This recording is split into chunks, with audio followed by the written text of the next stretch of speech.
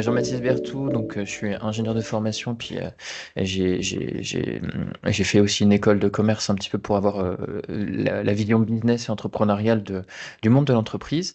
Et surtout, depuis janvier 2023, j'accompagne en fait des organisations à utiliser mieux l'IA générative, pas l'IA dans son ensemble, l'IA générative dans le milieu professionnel.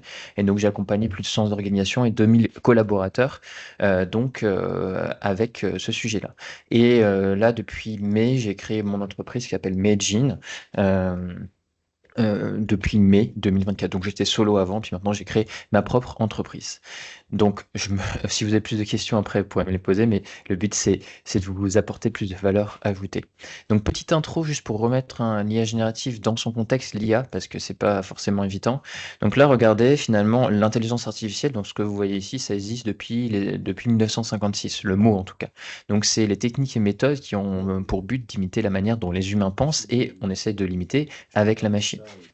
Donc rapidement, donc l'IA, donc en fait on confond toujours ChatGPT et l'IA en fait c'est bien plus complexe que ça. Donc l'IA 1956, donc c'est la grande famille. Après dans la grande famille, donc il y a eu plusieurs types d'IA. Donc dans les années 1990, il y avait Garry Kasparov qui avait perdu contre Deep Blue. Enfin, bref, ça existe depuis très très longtemps. Et puis en 2017, il y a vraiment un nouveau type d'intelligence artificielle qui a commencé à émerger. C'est ce qu'on appelle l'IA générative.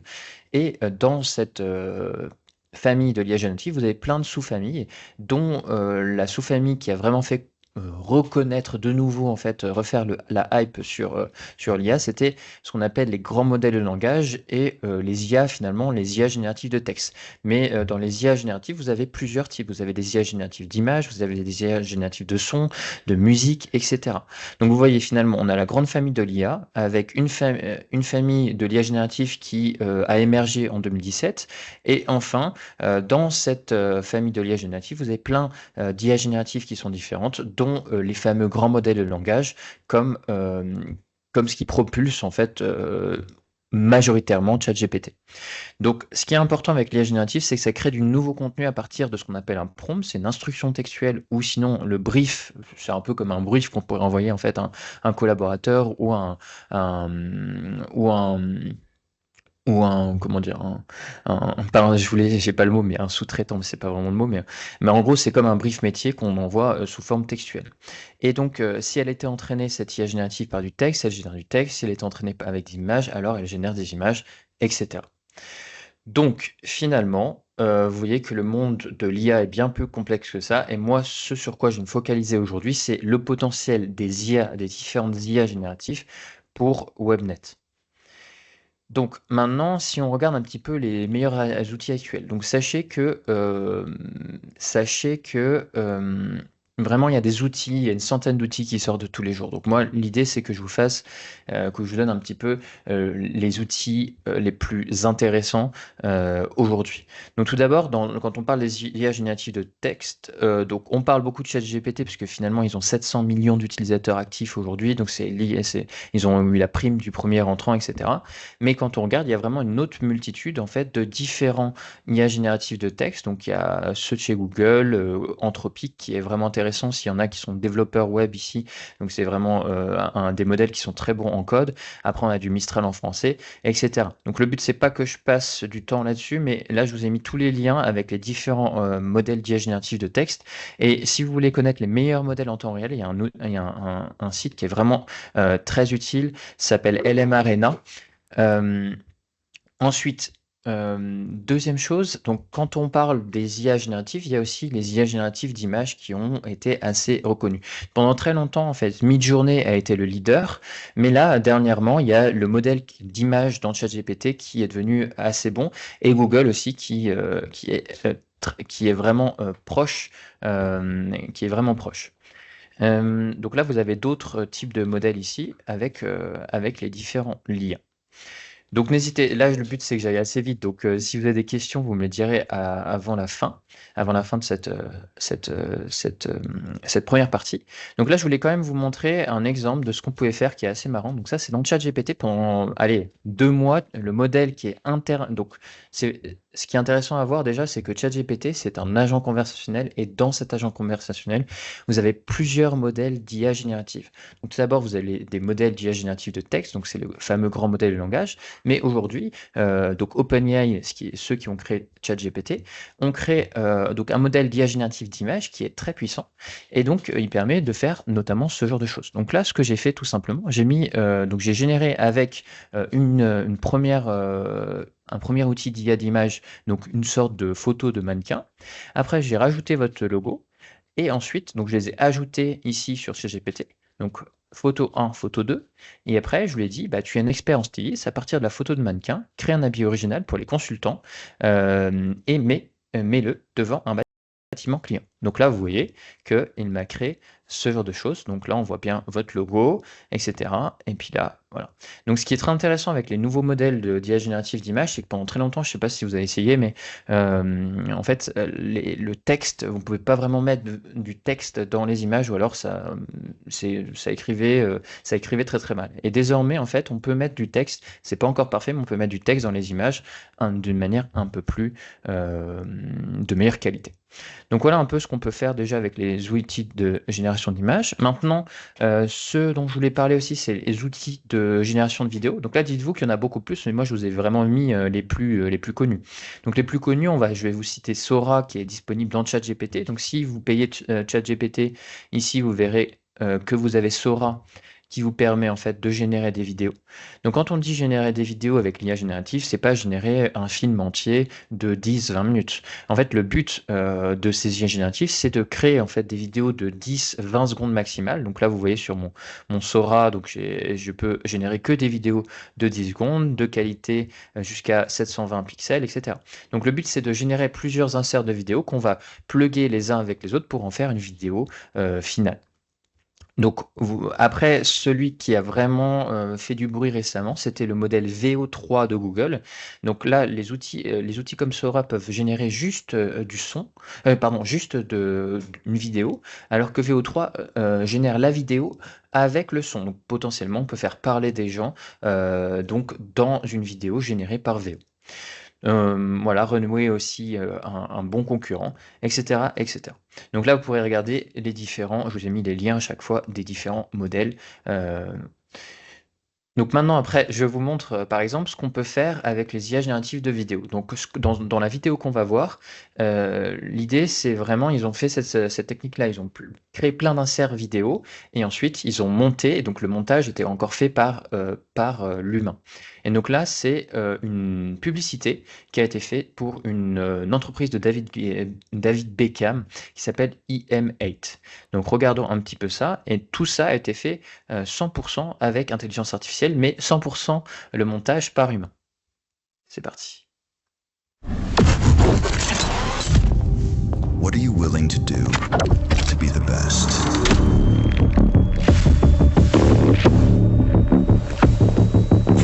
What if it all came down to a simple choice? Red or green? Red. You can feel it. Feel energized. Perform at your best. Developed by world-leading scientists, including NASA, to help you live with more vitality, energy, and longevity. Sure, you could choose green, but just because it's green doesn't mean it's good for you. This is your chance for peak performance, whatever the task. The best choose the best.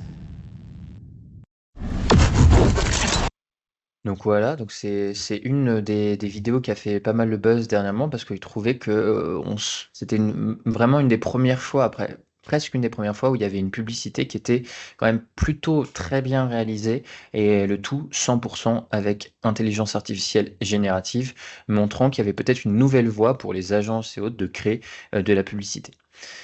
Et bien voilà. Donc, est-ce qu'il y a des questions? Moi, j'ai une question pour toi sur la vidéo que tu viens de passer Ouais. à l'instant. Du coup, tu disais montage fait par l'humain quand même. Tu disais, Oui. ouais. Donc c'est pas 100% IA. Exactement.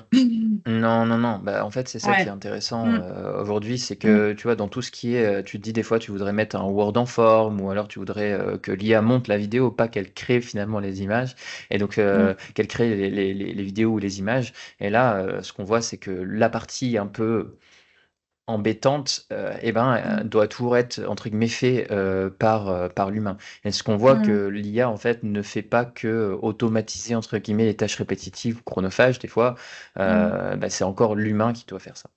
Et donc là, il faut Ouais. une intelligence humaine pour bien placer le son avec la bonne image. L'IA n'a pas encore compréhension de ces subtilités-là. Mm. Ok. Donc voilà, je suis allé un peu vite puisqu'on a qu'une heure. Donc, mais en tout cas, le but Mm. c'était que je vous mette sur les slides vraiment tous les liens pour ceux qui sont curieux et qui veulent justement aller voir les différents modèles, etc. Et puis les essayer. Très bien. Ça va? Super. Ok. Bon, bah top, on part sur 15 minutes justement. Il y a une autre question. J'ai l'impression qu'il y a une personne qui a parlé. Non? Non? Tout bon. Ok, donc justement, ce fameux prompting, donc ce qu'on appelle le prompt engineering, c'est l'art d'écrire des bonnes instructions à l'intelligence artificielle générative pour qu'elle nous réponde. Et donc, il y en a beaucoup qui disent que c'est finalement le nouveau langage de programmation parce que en rédigeant donc une instruction textuelle, on peut créer des images, on peut créer des musiques, on peut créer du texte, on peut créer des vidéos, etc. Mais évidemment, parler à ces intelligences artificielles génératives, donc faut bien structurer ses réponses. Donc vraiment, la première grande règle que vous devez avoir en tête, c'est lui donner le maximum nécessaire. Donc en fait, faut donner assez d'informations à l'intelligence artificielle pour qu'elle vous réponde, mais pas trop pour ne pas la submerger. Et donc l'image qu'on peut avoir, c'est imaginer que vous avez un stagiaire qui vient d'arriver dans l'entreprise, il a lu tout Internet, mais il connaît aucun contexte sur vous. Donc il faut vraiment lui donner assez d'informations pour qu'il puisse faire la tâche, mais en même temps, pas trop, parce que des fois, il n'a pas besoin de tout. Donc c'est exactement, moi je trouve que le parallèle avec le brief que vous pouvez faire, donc soit un sous-traitant, ou soit un collègue, soit un prestataire, bah, c'est exactement la même chose qu'il faut faire donc avec l'intelligence artificielle générative. Tout en sachant que ça reste quand même une machine, mais une machine qui a, comme on dit, des traits para-humains. Donc, il y a des psychologues qui ont étudié en fait les grands modèles de langage. Ils se sont rendus compte que finalement, l'IA générative, les grands modèles de langage réagissaient, donc par exemple à des techniques de manipulation, des techniques de persuasion, etc. Donc finalement, comme ces grands modèles de langage ont été entraînés sur quasiment tout Internet, sur nos livres, sur nos scripts de films, sur nos discussions de forums, etc. Eh ben, elles ont ces caractéristiques para-humaines. C'est pour ça que faut pas les prendre comme des humains, mais se dire finalement, je les briefe un peu comme je les ferais à un stagiaire en humain, c'est quand même une bonne métaphore pour comprendre comment bien parler à ces intelligences artificielles et notamment les grands modèles de langage. Donc maintenant, allons plus dans le concret. Et donc tout d'abord, on va se focaliser sur comment rédiger de bonnes instructions pour les grands modèles de langage, donc finalement les IA génératives de texte. Donc rappelez-vous, les grands modèles de langage, peu importe que vous soyez dans ChatGPT, Gemini, que vous soyez sur Mistral, sur Microsoft Copilot, etc. euh, Tout ce qui génère du texte, ce sont les grands modèles de langage. Et donc ce que je vais dire ici, est valide pour tous les grands modèles de langage. Donc peu importe le chatbot que vous utilisez, ça fonctionne.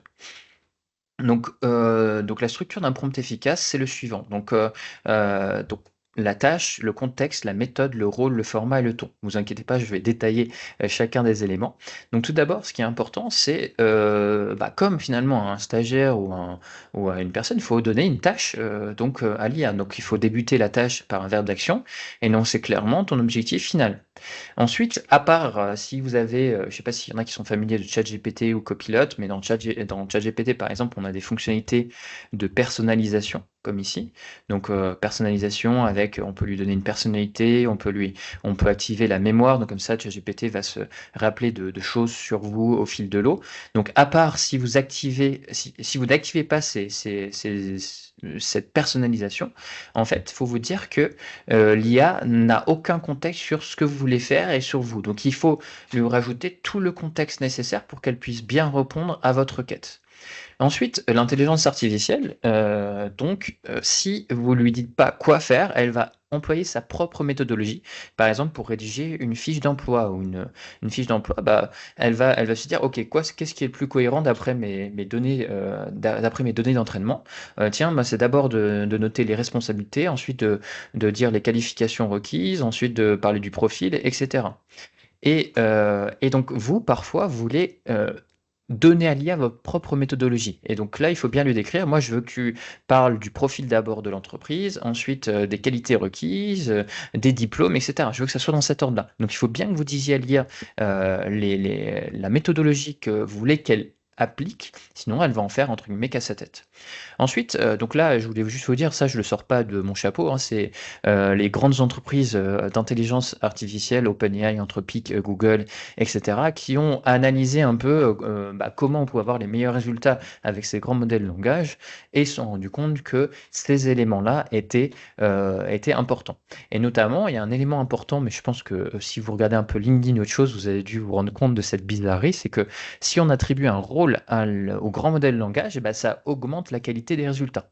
Donc évidemment, si vous dites tu es un juriste et tu lui dis développe-moi une application, c'est pas très intéressant. Donc il faut lui donner un rôle en rapport avec la tâche que vous voulez faire. Donc il faut plutôt lui dire tu es un expert développeur donc en PHP ou alors en Java ou en front React ou je ne sais quoi. Crée-moi donc crée-moi un composant pour un site web avec telle ou telle couleur. Donc là, ça a beaucoup plus de sens. Donc si je résume, une tâche en rapport avec un rôle.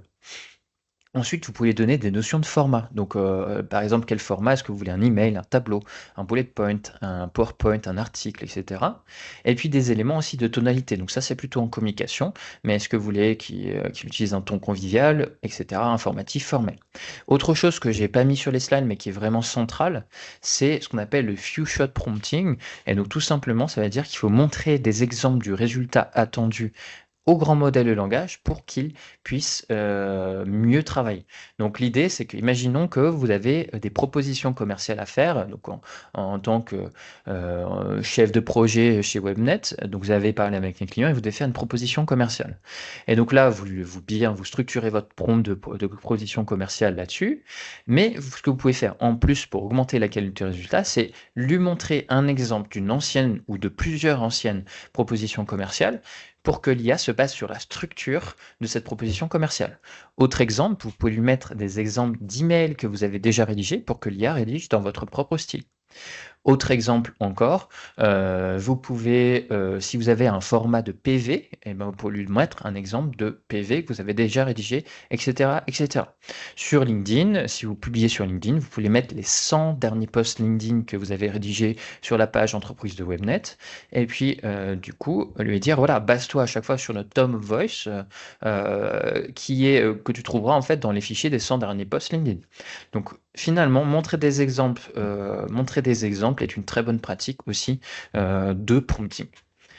Maintenant, ce que je voulais vous montrer, c'est un exemple live de compte rendu de réunion. Donc tout d'abord, donc là, je vous ai créé un prompt. Donc là, le rôle, tu es un secrétaire de réunion rigoureux et synthétique, tu travailles pour Webnet ESN en France, spécialisé dans les architectures web et mobile, etc.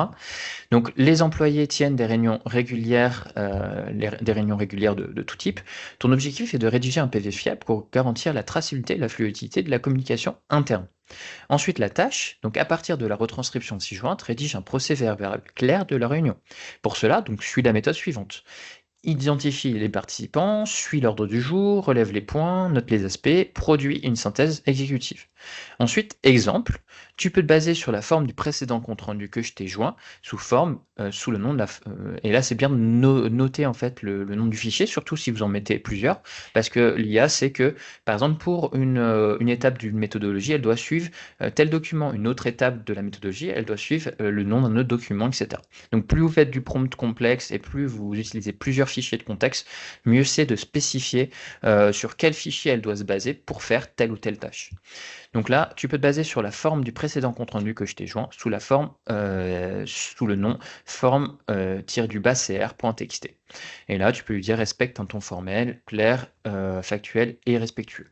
Donc là, finalement, ce que je pourrais faire pour utiliser ça, je peux aller sur un outil de retranscription que je vais vous montrer tout à l'heure, qui s'appelle Nuta. Donc imaginons que là, ce qu'on a fait, c'est là on est en train d'enregistrer la réunion. Tout à l'heure, vous avez été trois à enregistrer la réunion ensemble. Donc là, dans Teams vous filera le transcript. Donc moi je l'ai, par exemple, c'est un peu la même chose. Là, je vais avoir mon fichier Word ici, hop. Donc après, je vais dans ChatGPT, je copie-colle mon prompt. Donc là, vous pourrez enlever rôle, contexte, tâche, méthode, c'est pour le côté, pédagogique. Mais ensuite, donc par exemple, je choisis ça. Je mets je pense que ça doit être ça.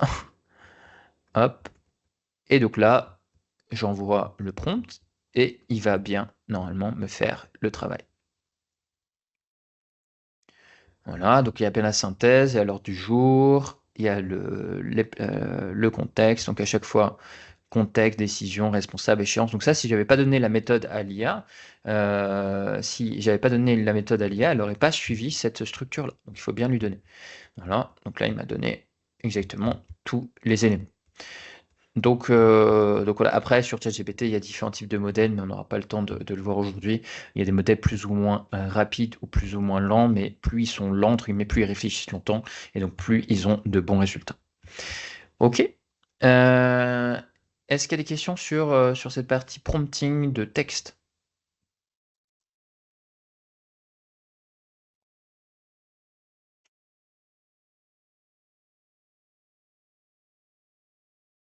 Alexia, tu me dis s'il y a des questions. Non, je pense qu'il n'y a pas de question. Tu peux continuer. Pas de souci. Ok. Donc il y avait une autre demande qui avait été faite lorsqu'on a préparé cette masterclass, c'est comment finalement on prompte les images. Donc vous allez voir que c'est un petit peu différent pour prompter les images, mais vraiment c'est un peu la même chose que si vous vouliez qu'un photographe prenne une photo pour vous. Bah, il faudrait vraiment lui spécifier tous les éléments pour qu'il prenne la bonne photo pour vous. Et donc vous allez voir que finalement, c'est bien d'avoir une expertise déjà un peu en photo pour pouvoir bien prompter des IA génératives d'images.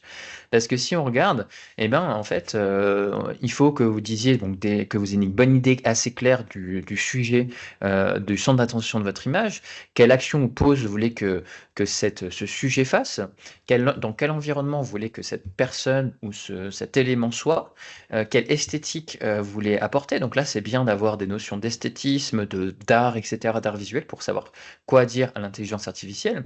Ensuite, vous pouvez lui donner des spécifications techniques, donc il faut les connaître aussi, et aussi des modificateurs, si vous voulez, des adjectifs ou des expressions supplémentaires pour ajouter des émotions, une teinte, etc. Donc maintenant, c'est toujours plus intéressant avec un exemple. Donc je vais vous montrer, un premier exemple. Donc un prompt simple, un titre du Bengale majestueux avec une fourrure orange vibrante et des yeux ambre perçants. Donc là, on est sur un prompt intéressant, mais pas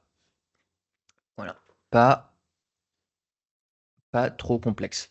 Donc là, l'outil que je vais utiliser, c'est Midjourney. Parce que Midjourney, donc ici, je suis dans l'interface Midjourney, qui est un outil payant, et je peux appuyer sur Create. Donc là, dans Create, déjà, vous avez vu que j'ai plein de possibilités. Donc on va pas voir ça aujourd'hui, mais déjà, ce qui est intéressant, c'est de voir est-ce que je veux plutôt un format portrait, un format carré ou un format landscape. Donc là, je veux un tic du Bengale. Donc tiens, je vais me mettre en donc là, j'envoie mon prompt. Et là, vous avez vu qu'il est en train d'être généré. Donc par rapport à ChatGPT, Midjourney est beaucoup plus rapide.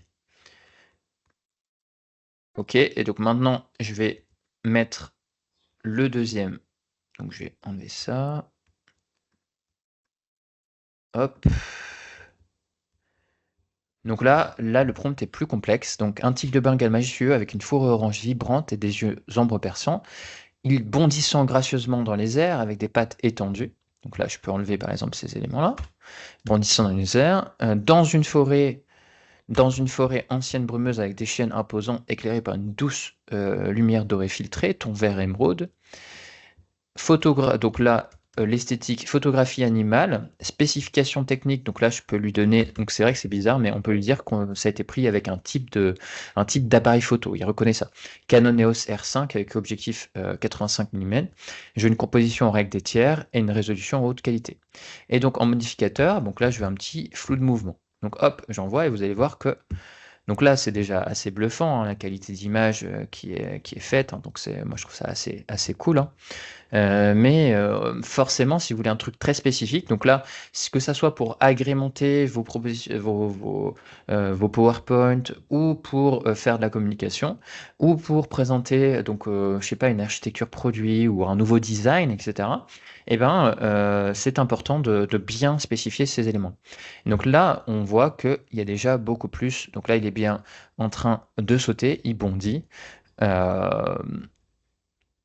Et donc là, on voit qu'il y a bien un petit peu de brume. Donc on voit que c'est beaucoup plus précis que ce qu'on avait auparavant. Est-ce qu'il y a des questions sur ça?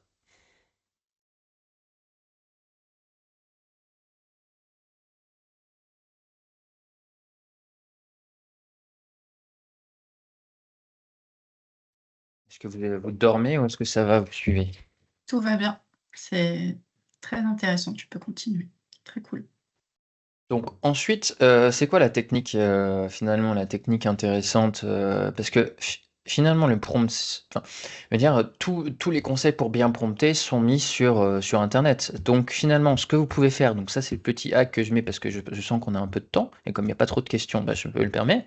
Et ben, ce qu'on peut faire, c'est faire une recherche sur donc les meilleures pratiques de prompt engineering, de chez OpenAI et propose-moi un template simple de prompt. Donc là, vous voyez, ChatGPT va faire une recherche sur le web. Il me donne les meilleures en fait, techniques. Et ensuite, il me fait. Donc c'est jamais exactement pareil, hein, parce que c'est génératif. Mais en tout cas, voilà, il me donne un peu des exemples de prompt. Donc maintenant, tu dis, je peux dire fais une recherche sur webnet.fr et ce que fait le pôle expérience produit, pardon. J'ai trop été trop. Voilà, donc là il me donne, il allait chercher sur Webnet, ce que fait le pôle expertise, pôle expérience produit, donc principe et positionnement, les compréhensions, etc. Donc là, évidemment, il faudrait lire et toujours vérifier ce qu'il y a dit, c'est le prochain chapitre. Il va dire, rédige-moi, donc en utilisant le template précédemment défini, propose-moi 5 prompts adaptés pour le pôle expérience produit. Voilà, donc tu es un expert en product management, le contexte, rédige une proposition de vision produit et une première ébauche de roadmap fonctionnel, etc. Voici des contraintes, des exemples d'entrée et la sortie attendue. Donc c'est jamais 100% bien et il faut jamais les prendre tel quel. Mais en tout cas, c'est plutôt bien pour donner des idées. Donc là, vous avez vu, ça m'a pris 3-4 minutes. Après, il faut vraiment, enfin même pas, 2-3 minutes pour générer des idées de prompt. Donc finalement, s'il y en a qui se disent, évidemment que c'est bien de maîtriser la technique de prompting, mais maintenant, dites-vous que l'IA fait quand même des V1 qui sont vraiment très bien. Donc c'est vrai qu'on rentre un peu dans un truc un peu méta, mais vous pouvez utiliser l'IA pour vous donner des conseils de quelque chose et ensuite utiliser ces conseils pour produire un résultat. Et je pense, si je vous parle de ça, c'est pour développer une sorte d'agilité avec ces nouveaux outils et ça en fait partie. Par exemple, si vous savez pas générer un prompt pour mid-journée, ben vous pouvez tout à fait en fait demander à faire une recherche avec ChatGPT ou consort et puis demander de vous rédiger une V1 d'un prompt. Donc ça, c'est quand même une bonne pratique à avoir en tête. Et aujourd'hui, on parle un peu moins de prompt engineering, on parle plutôt de context engineering. Donc le context engineering, c'est un peu ce que je vous disais tout à l'heure. Pour un grand modèle de langage ou une IA fasse la bonne tâche ou produise le bon résultat à un temps T, il faut qu'elle ait le bon contexte. Et donc là, il y a beaucoup d'ingénieurs et puis dans la Silicon Valley qui travaillent à comment on donne toujours le bon contexte d'une IA à une IA à un temps T pour qu'elle produise toujours la bonne réponse. Ou en tout cas une réponse qui est intéressante.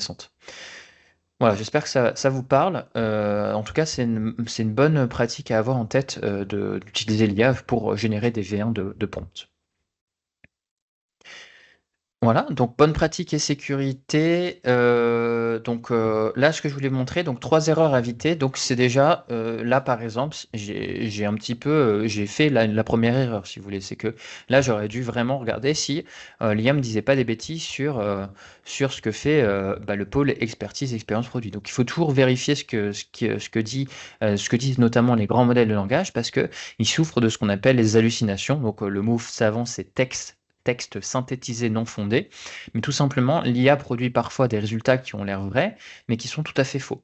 C'est lié au caractère génératif de son fonctionnement. Donc c'est un moteur de probabilité et pas un moteur de vérité. Ce n'est pas un oracle. Et donc vous êtes toujours responsable, de ce que vous mettez dans le grand modèle de langage et surtout de ce que vous rendez à votre client cible. Donc il faut toujours vérifier ce que fait l'IA. Donc l'image, c'est vraiment cette image du stagiaire qui a un petit peu lu et vu tout Internet, donc il a une connaissance un peu plus étendue que la vôtre, mais par contre il fait quand même assez souvent des erreurs d'étourderie. Donc il faut s'en servir parce qu'il a cette capacité-là, il est très rapide, mais par contre il faut toujours rester, avoir cette habitude de vérifier. Là, il y a un gros travail de vérification finalement dans ce que j'ai fait. Regardez si le prompt, il faudrait le copier-coller potentiellement dans un Word, ce prompt, puis regarder est-ce que c'est vraiment pertinent pour moi, quel élément j'enlève, etc. Et donc il y a toujours cette phase de vérification et qui prend du temps, donc il ne faut pas la sous-estimer. On a l'impression d'aller très vite avec l'IA, mais il faut toujours vérifier ensuite ce qui est dit.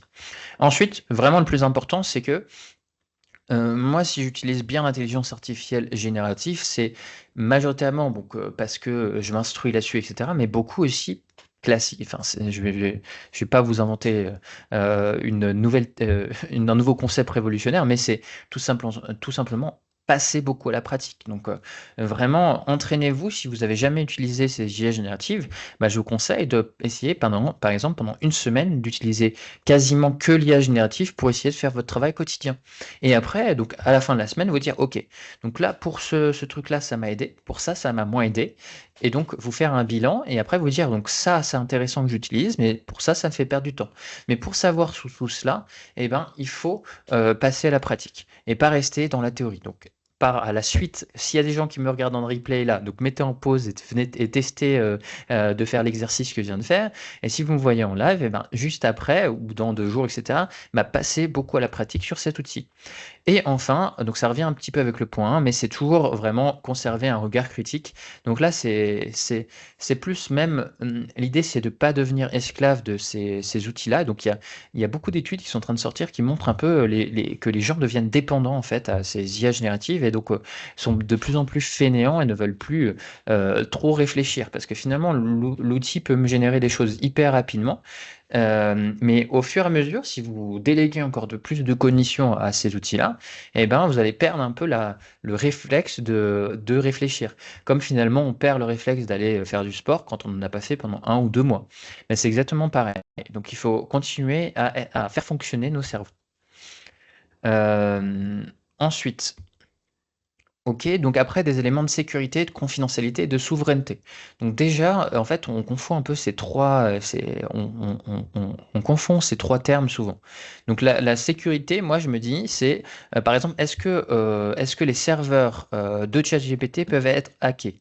Donc ça, c'est très difficile. Moi, je dirais plutôt la réponse, c'est donc s'ils se font hacker, potentiellement, les données que vous mettez dedans peuvent être, entre guillemets, être subtilisées ou autres. Donc c'est dangereux. Sauf que OpenAI est détenu à 49% par Microsoft. Et donc ChatGPT, ça tourne sur les serveurs de Microsoft. Donc dites-vous qu'au niveau de la sécurité des données, que vous utilisiez ChatGPT, que vous utilisiez Claude, que vous utilisiez Mistral, etc., on est quand même sur des data centers qui sont très sécurisés. Et donc, il y a pas, moi, j'ai pas trop peur de hack de données chez les gros laboratoires d'intelligence artificielle. Par contre, il y a la deuxième notion, c'est la notion de confidentialité. Et donc là, il y a 2 types de données. Il y a les données dites personnelles qui sont soumises à la RGPD, et donc là, et il y a les données type confidentielles professionnelles, c'est-à-dire peut-être les méthodologies métiers que vous avez chez Webnet, etc. Et donc là, ces deux types de données sont à risque, notamment chez les grands géants américains, et surtout dans les versions gratuites, et surtout si vous activez pas ce qu'on appelle, si vous désactivez pas l'entraînement des modèles. Donc je vais vous montrer dans 2 minutes comment désactiver l'entraînement des modèles, des LLM en tout cas chez ChatGPT. Et on fera la souveraineté, finalement, ça veut dire tout simplement, parce qu'on confond un peu là-dessus, ces souverainetés, c'est disposer un peu c'est finalement privilégier des outils français ou européens. Donc là, ça serait à peu près Mistral. Donc voilà un petit peu les différents enjeux. Donc là, je les vous ai mis un peu. Donc RGPD, la règle d'or finalement, c'est ne jamais partager des informations personnelles, financières ou confidentielles avec les IA publiques en version gratuite. Après, dites-vous que toutes les versions payantes, elles ont des niveaux de sécurité plus avancés, et elles se disent, donc ChatGPT, Team, Claude Pro, etc., Gemini en version Pro aussi, disent qu'ils sont conformes à la RGPD. Donc finalement, donc ça je pourrais répondre plus de questions parce qu'il y a des petites subtilités, mais en tout cas dites-vous que, je vais vous donner juste un exemple. Il y a beaucoup d'entreprises qui se tournent vers Copilot 365, donc c'est la version Pro de Copilot. Copilot finalement c'est un peu le ChatGPT qui est intégré dans la suite Office. Et il y a beaucoup de personnes qui sont sur la suite Office. Donc il y a déjà tous leurs documents dans la suite Office. Mais après, ils disent ah oui, mais Copilot, il ne faut pas lui donner les données confidentielles. Oui, mais c'est la même chose en fait. Copilot, dans la version, si vous payez Copilot, avec le contrat dans Microsoft, il n'y a pas d'entraînement des modèles. Donc finalement, c'est pas plus dangereux que de mettre les documents dans OneDrive ou équivalent. Donc voilà, il y a pas mal de confusion avec tout ça, en tout cas dans les entreprises que j'accompagne. Donc je voulais un petit peu clarifier. Vous me reposez des questions là-dessus, s'il y a des questions en fin de session, avec plaisir. Donc maintenant, finalement, on peut se dire que si on veut vraiment une alternative 100% souveraine, etc., on peut avoir aussi des solutions open source. Donc là, l'idée, c'est que finalement, tous les outils américains, ils sont soumis à ce qu'on appelle le Cloud Act, qui dit que finalement, si l'État américain veut choper des données d'une entreprise qui a des données sur un serveur d'une entreprise américaine ou une filiale d'entreprise américaine, ils peuvent.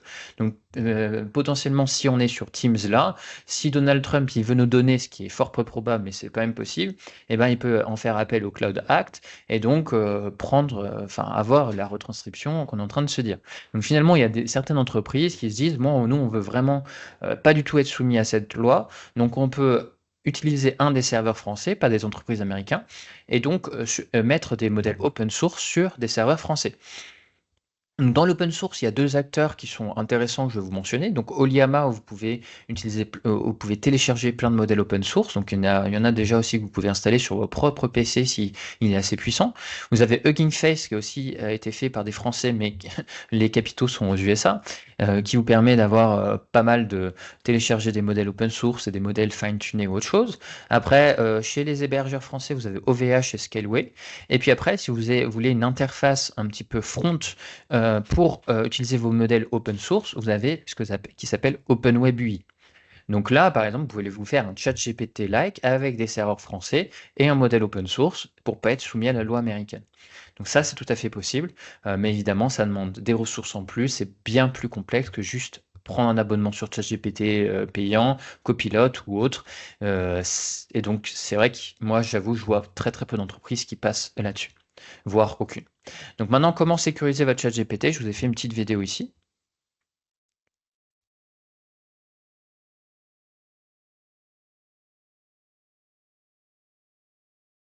Voilà, donc là, vous pourrez les regarder après, mais disons que si vous appuyez ici et que vous désactivez, vous allez dans gestion des données, etc., en fait, vous n'allez plus entraîner les modèles d'OpenAI. Donc ça, c'est une bonne pratique à avoir, c'est la bonne pratique minimale, vraiment minimale à avoir pour éviter d'entraîner, nourrir en fait les prochains modèles d'OpenAI avec vos données personnelles.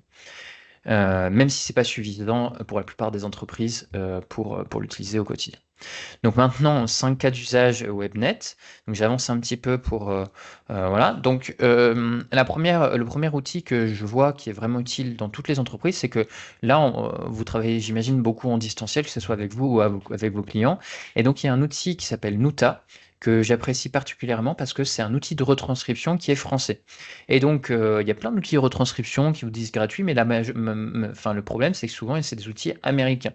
Et donc, sur serveur américain, donc du coup, les clients finaux n'ont pas vraiment confiance. Là, avec Nuta, vous avez un outil qui est français, donc qui est soumis à la RGPD, etc. Donc là, vous pouvez faire plusieurs choses. Vous pouvez importer un fichier. Donc là, si vous avez enregistré en tant que consultant avec votre téléphone, donc une réunion, vous pouvez importer le fichier et puis avoir une retranscription. Vous pouvez mettre Nuta avec un numéro de téléphone pour qu'il retranscrive un peu tous les appels qu'on vous fait au service client. Après, en faire une fois aux questions. Là, si je faisais une réunion en présentiel, je pourrais mettre mon PC au milieu de la table, par exemple avec un micro, et puis enregistrer la réunion. Donc là, je mets le microphone, je mets le nombre d'intervenants, je peux choisir un template de réunion, et après, je peux démarrer l'enregistrement. Et là, si personne n'avait pu enregistrer sur Teams, j'aurais pu faire rejoindre une réunion en ligne. Donc l'avantage de Nuta, c'est que votre client soit sur Teams, Webex, Google Meet ou autre, ça marche. Donc là, j'aurais pu mettre le lien de la réunion qu'on fait actuellement, le lien du webinaire. Hop, je copie-colle et en fait, j'ai mon assistant qui vient dans la réunion et qui enregistre la réunion. Suite à la réunion, en fait, j'ai la retranscription 1 à 1. J'ai un rapport. J'ai potentiellement un email qui est prêt à être envoyé et je peux demander des informations donc au rapport, etc. Donc je peux poser des questions entre guillemets à la retranscription pour avoir des spécifications. Donc là, Nuta, c'est vraiment, il y en a plein d'autres, mais Nuta, c'est vraiment un des outils que j'ai trouvé. En tout cas, moi, je suis très satisfait et quand on parle d'outils de retranscription français, c'est un petit peu celui qui revient tout le temps.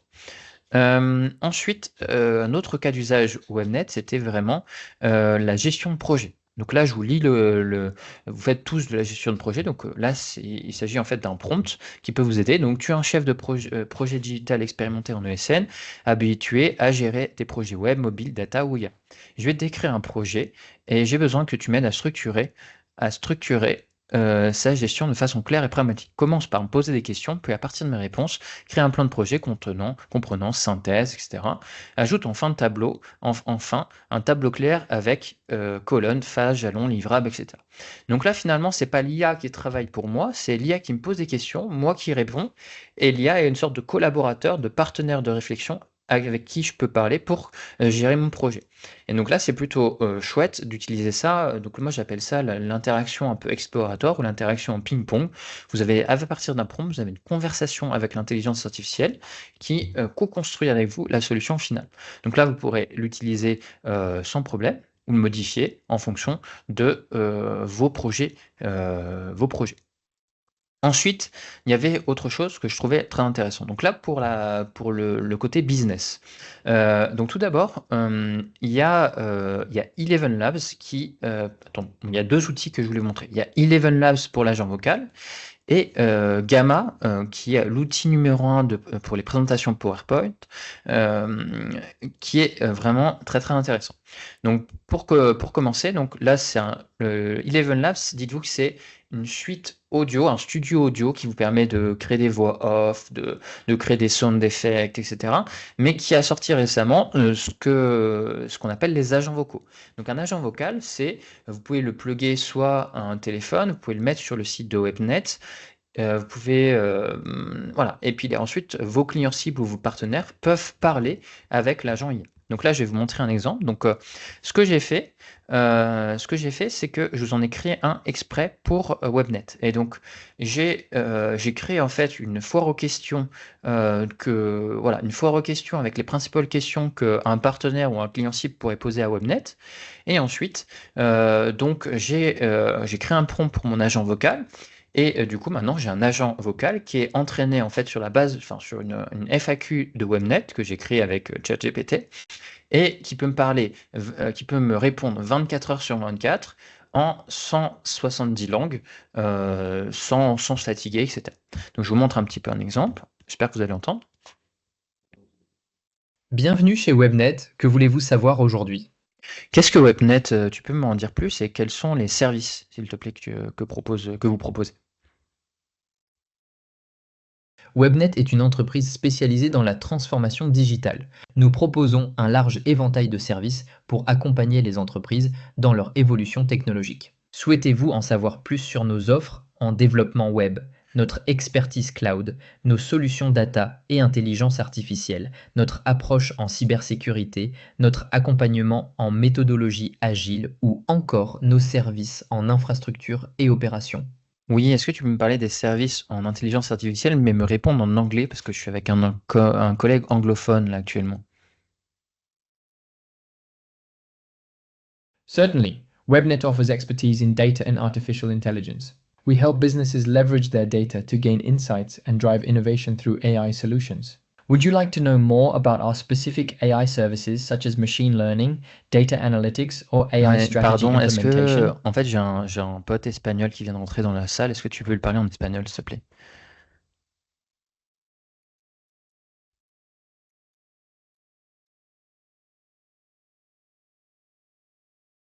Are you still there? Is there anything Oui, else I can help you with?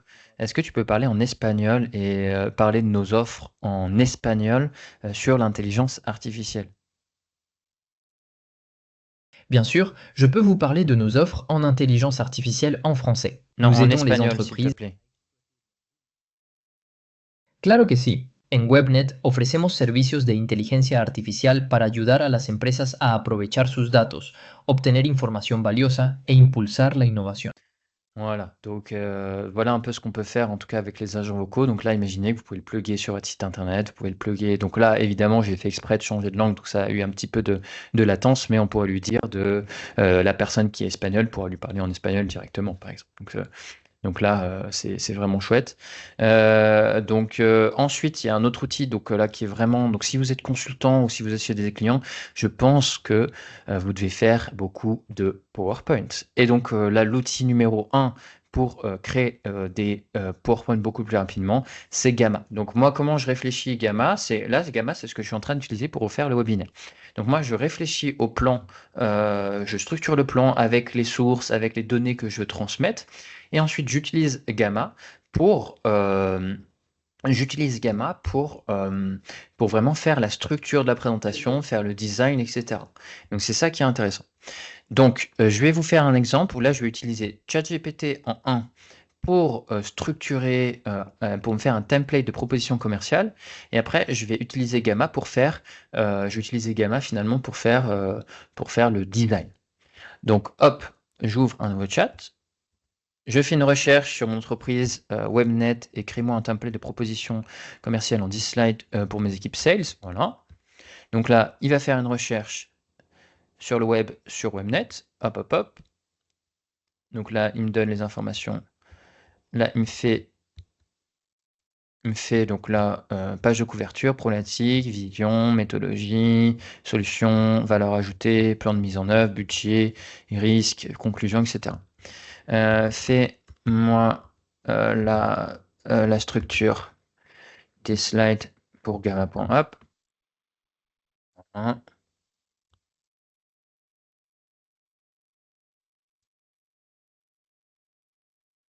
Donc là, j'ai bien ma structure en fait, slide par slide. Donc j'ai plus qu'à copier-coller ça.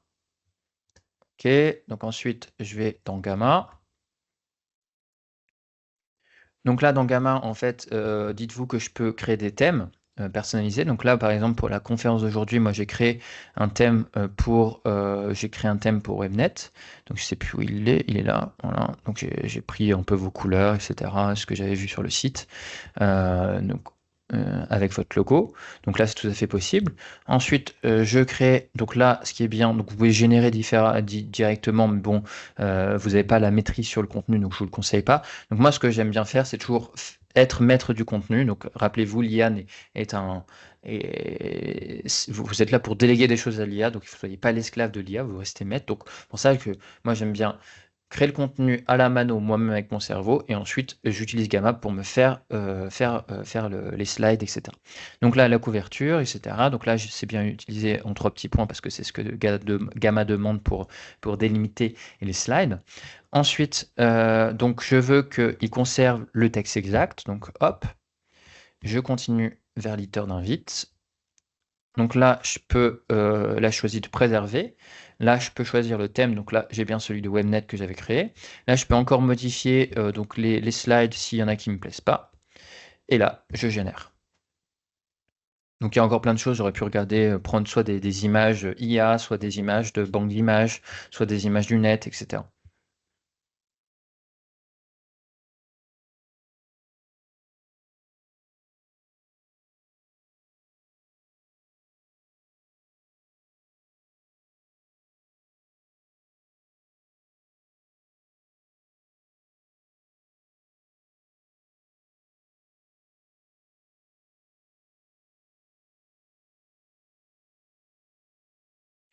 Voilà, après, donc là, j'ai mes photos, j'ai etc. Donc après, évidemment, il faut modifier, hein, c'est jamais 100% parfait. Donc là, vous pouvez modifier les images, etc. Donc ça, on pourrait faire 1 heure de cours hein, juste sur Gamma, hein. Mais en tout cas, après, ce qui est intéressant, tu peux exporter ici en format PowerPoint, par exemple, ou en format PDF ou autre chose. Hop, voilà, et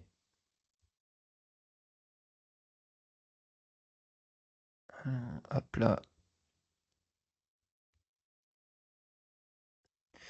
Et donc voilà, j'ai mes slides dans PowerPoint que je peux modifier. Donc voilà, en tout cas, c'est assez intéressant pour aller, entre guillemets, faire des drafts assez vite. Donc maintenant, ce que je voulais vous montrer, c'est la recherche approfondie. Donc la recherche approfondie, donc pour des consultants, c'est vraiment quelque chose d'intéressant. C'est dans les 6-7 derniers mois, c'est vraiment la fonctionnalité des IA, que ce soit ChatGPT ou Gemini, que j'ai trouvé la plus intéressante, notamment pour les consultants. Donc la recherche approfondie, elle se trouve dans ChatGPT. Donc elle a plusieurs noms, que ce soit Perplexity, Gemini ou autre. Mais dans ChatGPT, vous allez ici, vous appuyez sur recherche approfondie. Et ensuite, donc finalement, la recherche approfondie, c'est quoi? C'est comme si vous avez un consultant qui travaille pour vous et qui va scanner tout Internet et vous faire un rapport détaillé de 15 pages sur n'importe quel sujet. Donc, c'est vraiment assez impressionnant. Donc, par exemple, une analyse sectorielle, donc ça permet de comprendre rapidement le marché. Ça permet de faire de la veille concurrentielle pour vos concurrents ou les concurrents de vos clients, si vous êtes mis chez un client. Ça permet de développer de nouvelles offres ou de voir des trous dans la raquette. Ça peut vous permettre de préparer un entretien avec un client. Si vous voulez apprendre sur la productivité, vous pouvez faire un bip de la productivité. Si vous voulez apprendre sur peu importe quel sujet, en gros, ça vous fait un rapport détaillé sur n'importe quel sujet de 15 pages. Donc maintenant, je vous montre comment ça a été, comment je fais. Donc je vais aller plus vite. Maintenant, je suis en x2.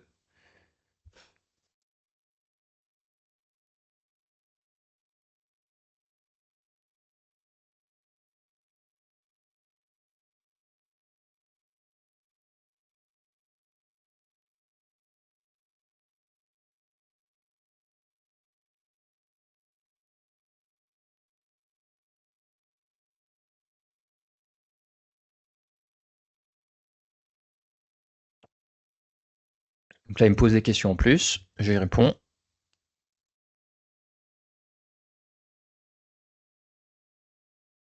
Et là, il est parti pour. Ouais. Donc là, il est parti pour ensuite une dizaine de minutes de recherche et puis il me fait un rapport détaillé. Donc je pourrais vous montrer, je pense que ça doit être par là. Voilà. Donc là, ça me fait, quand je vous dis un rapport détaillé, c'est pas mal, hein. C'est sourcé, hein, évidemment. Donc là, voilà, ils disent que vos concurrents sur la région lyonnaise, c'est Capgemini, Soprasteria, Accenture, Orange Business Service, Devoteam, ITS Group, je sais pas si vous dites des choses, hein. Donc moi je sais pas, hein. Donc Upside, Smile, SQLI, Soluxon. Voilà, donc là, l'axe de différenciation, accompagnement 360 degrés, positionnement, spécialisation dans les solutions open source et souveraines, bah voilà, par exemple. Voilà, et donc là, vous pouvez télécharger, hop, télécharger, en PDF ou en Word, et puis modifier ou travailler dessus. Voilà. Hop. Donc là, tout est sourcé. Donc, ça qui est intéressant. Vous pouvez voir si l'IA ne fait pas des erreurs. Donc ça, c'est vraiment une solution que je trouve très très bien. Et autre chose, je vous montrais dans le truc, c'est que là, vous pouvez faire une recherche approfondie et là, vous pouvez créer des connexions supplémentaires. Donc s'il y a des techos dans la salle aujourd'hui, vous avez vu qu'on peut aussi rajouter, on peut connecter des connecteurs ici, donc par exemple Teams, ou même créer des connecteurs avec ce qu'on appelle les MCP. Et du coup, vous pouvez faire une recherche approfondie à la fois sur Internet, mais aussi sur vos outils métiers pour aller chercher des informations. Donc ça, c'est vraiment très intéressant aussi. Voilà. Hop. Donc après, est-ce qu'on peut dépasser un peu Alexia ou pas? Ou est-ce que j'accélère? Je sais pas combien de temps tu imagines, peut-être 5-10 minutes. Oui, 5-10 minutes grand max. Ouais, allez. Donc après, je voulais juste vous montrer que comme vous faites pas mal de développement de preuves de concept, je trouvais intéressant de vous montrer ce qu'on peut faire désormais avec le vibe coding. Donc l'IA, en fait, il y a vraiment un product market fit de l'IA, donc c'est d'abord avec les étudiants, mais deux, c'est pour la génération de code. C'est-à-dire que 35% du nouveau code produit par Google est produit par intelligence artificielle. Donc sur ce créneau-là, il y a beaucoup d'applications IA qui se sont lancées, Cursor, Replict, GitHub Copilot, Windsurf, etc. Mais il y en a un qui se démarque pour les débutants, c'est vraiment lovable.dev et qui est un outil européen. Donc lovable.dev, donc cette interface, elle se présente comme ceci. Et donc là, tout simplement, vous envoyez un prompt à lovable.dev et ensuite, il vous génère donc un site internet. Donc là, pour ceux qui, ce que je vous invite à faire, c'est vous pouvez faire ça gratuitement, vous pouvez tester un peu gratuitement. Donc par exemple, je vous ai mis plusieurs prompts là pour tester. Donc hop, tu es un expert en création de sites web et tu maîtrises parfaitement l'outil lovable.dev. Je veux que tu crées un site d'entreprise. Un site d'entreprise pour moi toutes les questions nécessaires pour en savoir davantage sur mes besoins.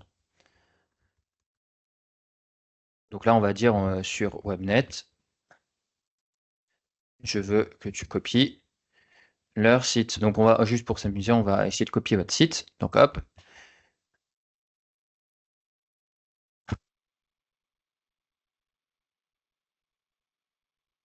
Bon, je veux créer un site, il ne veut pas d'un concurrent à Webnet. Voilà, donc imagine, ok. Voilà, bon, ok, donc là, il faudrait que je réponde à toutes les questions vraiment intéressantes. Là, je lui dis maintenant que tu en sais assez sur mes besoins. Donc l'idée, c'est de créer un prompt pour justement pour Lovable. Donc maintenant que tu en sais assez sur mes besoins, fais une recherche sur les meilleures techniques de prompting de lovable.dev, sur la documentation officielle, écris-moi un prompt suivant la méthodologie Clear, donc c'est une méthodologie proposée par Lovable, que j'ajouterai sur Lovable pour créer le site. Ok, donc là, hop, je vais pas lui mettre think hard, sinon il va réfléchir pendant longtemps. Hop. Ok, donc la méthodologie Clear. Donc là, je veux créer... Oups, désolé. Donc là, il faudrait évidemment que je regarde un peu ce qu'il m'a dit, etc. Donc là, je peux copier le code. Hop, je mets dans Lovable, ici. Donc là, il me donne les contraintes, le nom de la section, crée-moi la structure, etc. Hop. Donc j'envoie à Lovable, et donc là, il va réfléchir, et puis il va me coder mon site web. Donc en 4-5 minutes, vous avez un site web, et ensuite, vous pouvez, avec Custom Domain, connecter un domaine existant, ou alors acheter un nouveau domaine, qui peut, sur Yonos par exemple, ça coûte 5 € par an. Et puis, vous avez votre site qui est en ligne. Donc, super bien. Donc là, vous pouvez faire des apps. Il y a du back-end aussi. Il y a du back-end avec Supabase. Vous pouvez intégrer Stripe, etc. Donc ça, c'est vraiment très intéressant. C'est vraiment très intéressant ce qu'on peut faire avec ça. Donc voilà, donc il faudrait que... Là, il est en train de me le faire. Donc là, il m'explique le héros, structure. Oui, commence. Oui, débute. Voilà. Donc après, c'est comme ChatGPT et consorts, hein. Vous parlez avec l'IA et vous pouvez modifier juste en parlant avec l'IA.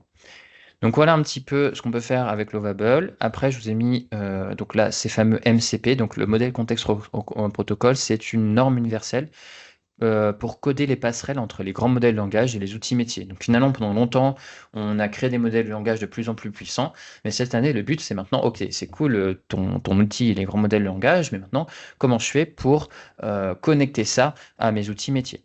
Donc là, je vous montre un peu ce qu'on peut faire, donc, sachant que cette technologie donc, est beaucoup utilisée par les développeurs, mais dans le milieu pro un peu classique, c'est pas encore totalement ça. Mais à terme, le but, c'est que vous restiez dans un chatbot conversationnel comme Claude ou ChatGPT et que vous puissiez en fait tout faire dans vos outils métiers grâce juste en parlant avec le chatbot qui est connecté à vos outils métiers. Donc ça, si je regarde ça, donc là, juste je vous explique de base. Donc j'ai rien dans le but, c'est j'ai un Excel ici et je veux que Claude me change pour ce client-là, je veux qu'il me mette le paiement payé, etc. Ensuite, je veux qu'il m'envoie un email en draft. Je veux qu'il m'envoie un email en draft à une personne à qui j'ai dit, bon là j'ai changé le fichier Excel et j'ai mis payé. Et le tout sans aller sur le fichier. Donc là, hop, SecCop dans la Google Sheet WebNet Test, le statut est payé, change ça s'il te plaît. Donc là, il me demande d'autoriser l'accès au Google Sheet. Donc là, j'aurais pu mettre autoriser tout le temps, ça aurait été plus vite. Donc là, il réfléchit, j'autorise, etc. Donc là, il va chercher le fichier dans mon Google Sheet. Ensuite, il va chercher la bonne ligne. Une fois qu'il a la bonne ligne, et ben, du coup, il me dit est-ce que je vais updater une colonne? Donc là, je lui dis oui, et il me update la colonne. Donc évidemment, là, ça prend beaucoup plus de temps que si je l'avais fait directement dans mon fichier. Mais en tout cas, voilà, il me l'a fait là-dessus.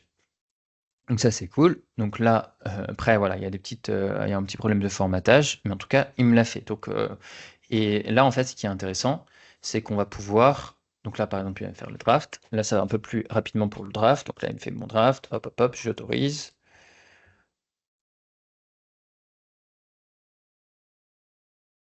Et hop, il m'a créé le brouillon. Et donc là, si je mets à jour, j'ai bien mon draft qui est ici.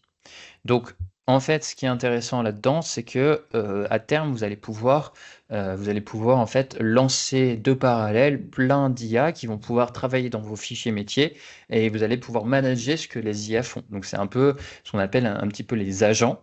Donc les agents, c'est un peu ce qu'on va voir. C'est un modèle qui utilise plusieurs outils en boucle. Là, Claude a été en mode agent parce qu'il a utilisé à la fois Google Sheet et à la fois Google Sheet et Gmail en boucle. Donc, et là, après, il n'y avait pas vraiment d'autonomie, mais à terme, il y aura un niveau d'autonomie. C'est-à-dire que l'IA, dans des processus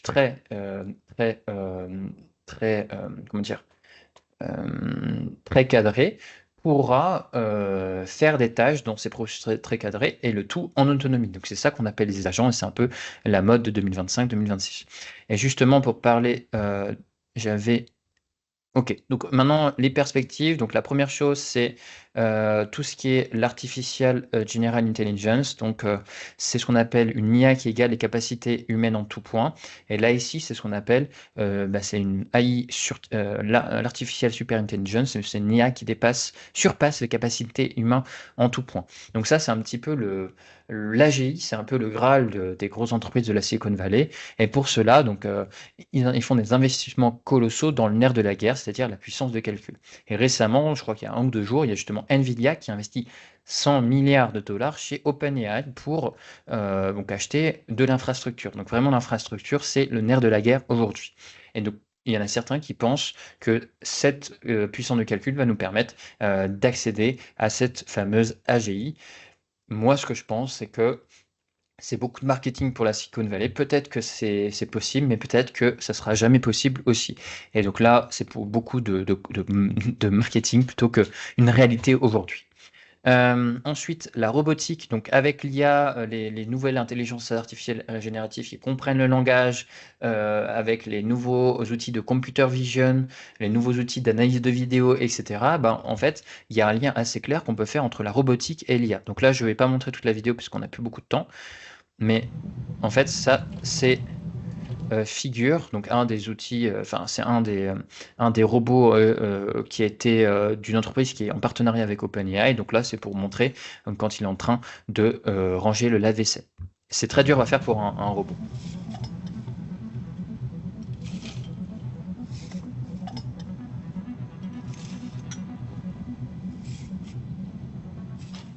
En fait, c'est très dur à faire. Bon, je vais pas m'épancher, mais c'est très dur à faire un robot parce qu'il sait pas vraiment quelle puissance mettre quand, parce qu'il a pas la notion de tout cela.